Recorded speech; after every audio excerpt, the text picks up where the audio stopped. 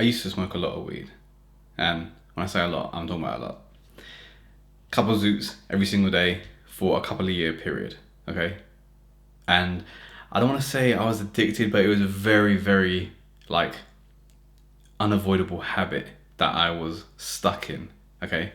And I realized like I wasn't kind of like doing anything to stop it, or I was in a social circle where I like just had to continue when I was at uni and stuff because everyone was doing it and stuff like that.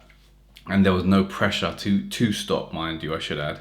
But it was something that I was like doing, and I felt like, okay, is this my life type of thing now forever, right?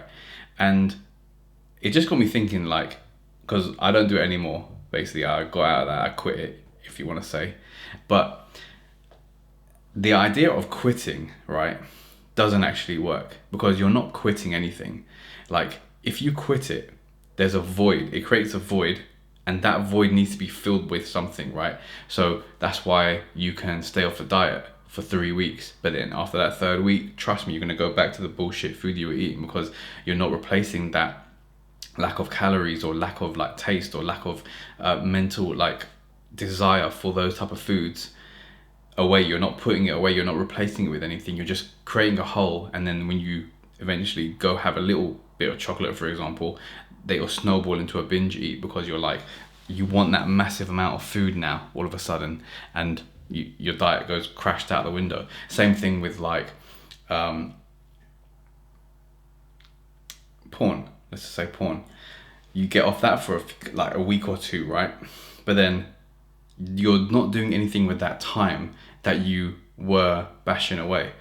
so so there will come a night where you're like, all right, right before bed, when you used to do it, for example, there will be something that comes up, and then a thought that comes up, for example, that makes you want to do it, but you kind of resisted for, you've used your willpower for the first like 2 weeks, for example, but then after that you're like, you know what, I'm gonna cave in right now, and then you're gonna bash one out. So there needs to be a replacement of that trigger that makes you do the thing that you're trying to quit. Same thing with smoking. Like my thing, right?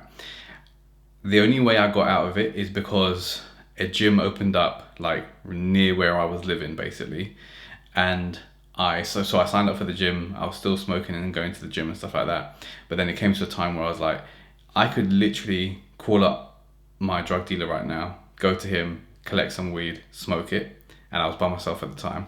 Or this gym, luckily, is 24-hour, and I think this was like 11, 12, 1 at night type of thing.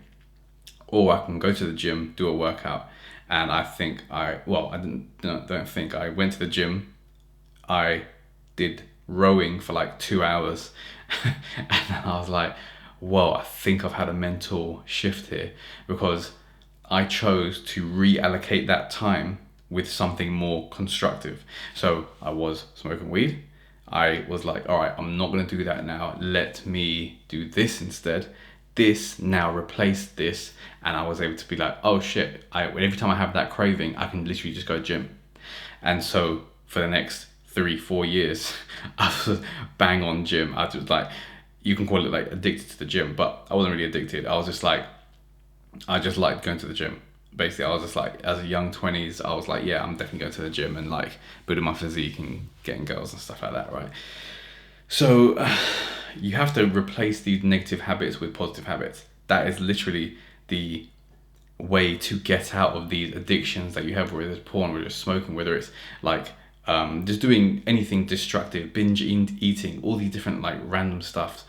You need to replace it with something positive. Otherwise, it creates a void that will be filled with that negative thing again. This is like gold. If someone told me this like earlier on, I would have been like, oh, okay, this is how, like, because I felt like I had no other thing. Maybe I wasn't thinking about it at the time. But once I realized, I was like, oh shit, yeah, of course. If I just stop it, I'm going to be thinking about it constantly. Like in that time needs to be reallocated, because if I'm not doing anything else with that time, I'm just going to be thinking about it constantly.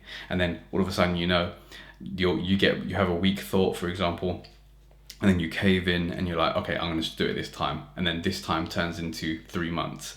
later and you're still doing it, and you're like, okay, what the fuck happened there? I was doing really well for like 2 weeks, and then I've fucked it for the next 3 months, for example, right? You need to reallocate that time. So think about it. What's your addictions? What's your vices right now? What's the thing you think you should quit? And before you quit it, think about what you're going to replace it with, that positive thing. Because once you find that thing, it's going to be 10 times easier to just, every time you have that feeling, do that other thing instead. And that becomes your new addiction. And hopefully it's a positive one. Your new habit, I should say. And hopefully it's a positive one. So I hope that helps. I'll catch you in the next video.